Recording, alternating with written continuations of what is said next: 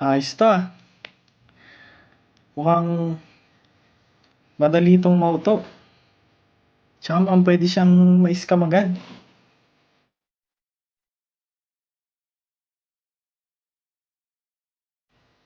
Uy, pre, kinonfirm ako agad, oh.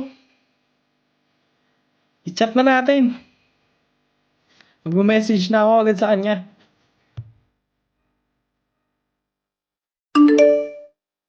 Hala, sino naman 'to nag-friend request? Kilala ko ba 'to? Jello?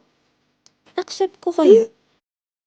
Ay, nag-message. Sino ba 'to? Anong ire-reply ko naman dito? Hi po, kamusta ka po?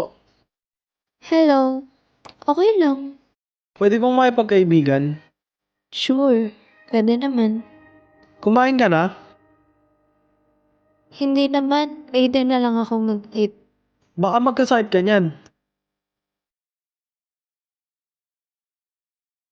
Hi po, Yes? kamusta po? Long time no chat.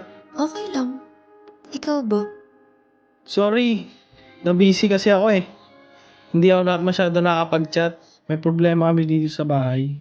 Ano bang nangyari? Yung lola ko kasi nasa ospital. Naaksidente siya. Kaya na-busy ako nitong mga nakaraang araw.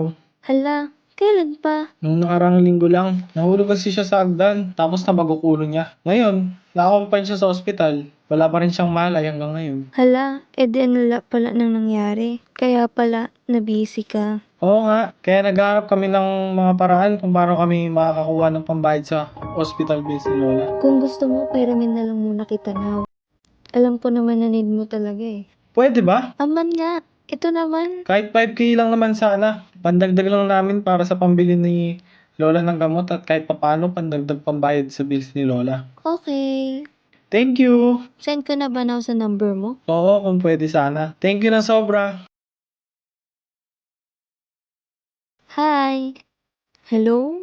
Kamusta na? Walang paramdam ha? Sa bawat pagpindot, dapat ay iniisip muna natin kung ito ba ay tama.